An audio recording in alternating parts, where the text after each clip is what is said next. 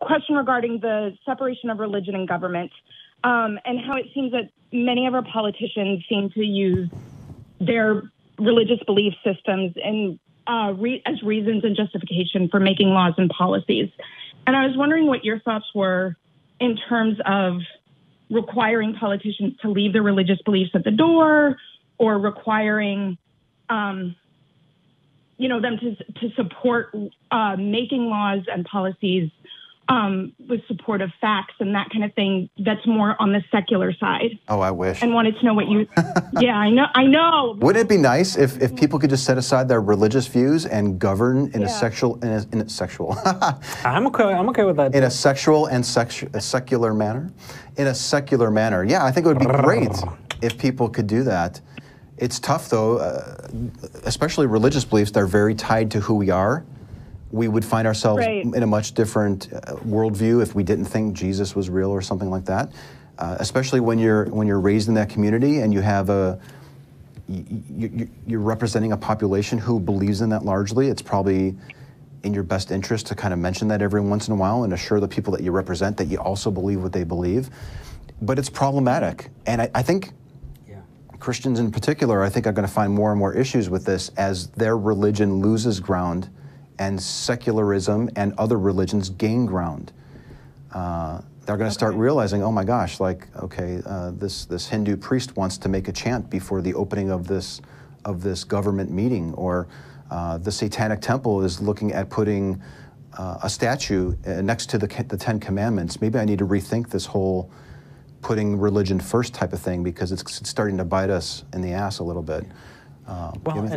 And building on that, the only system that we're going to get that benefits everyone equally is a secular system.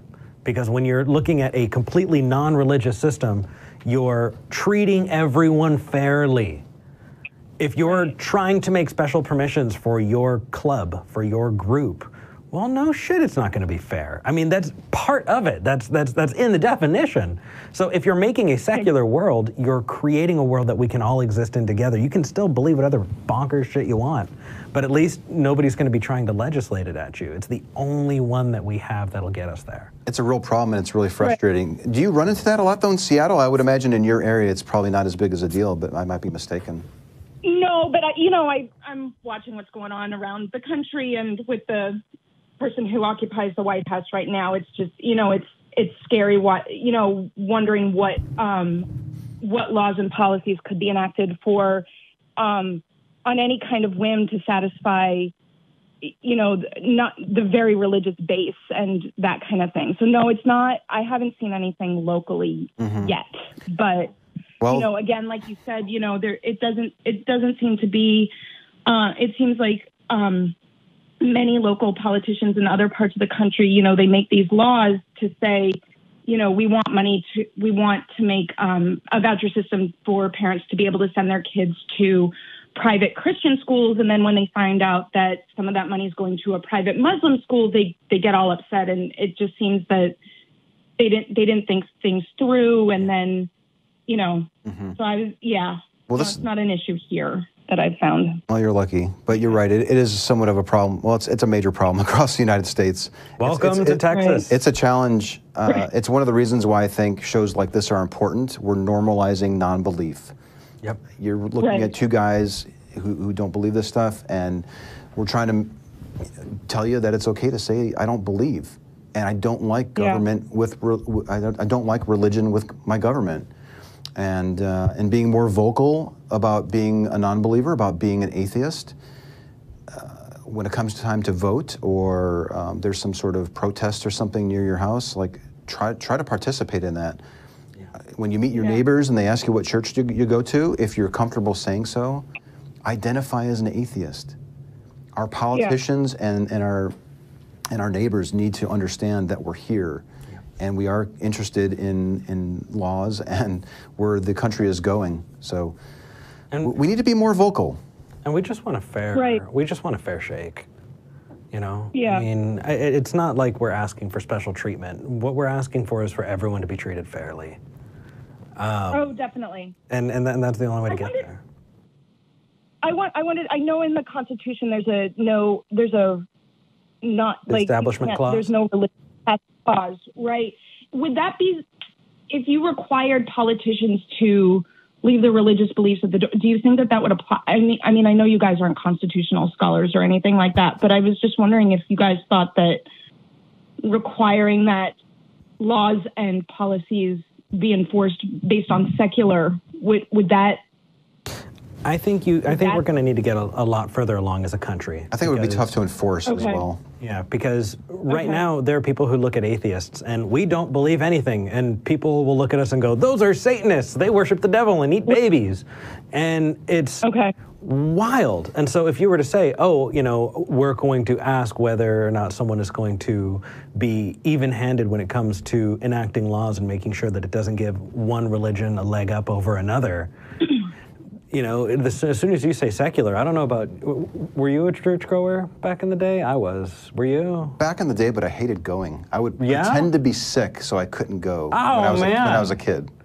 So the word secular was a bad word in my church. Oh, yeah, it was a derogatory term. Yeah, and so if you were to Still is, I would say, to some degree, for most people. Because people don't know that secular just means not religious. That's it.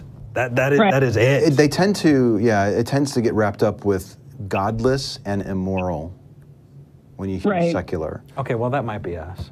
Okay. Godless, certainly. I don't know about maybe the immoral too. Where do you get your morals, Anthony? I don't know, just pick them up here and there.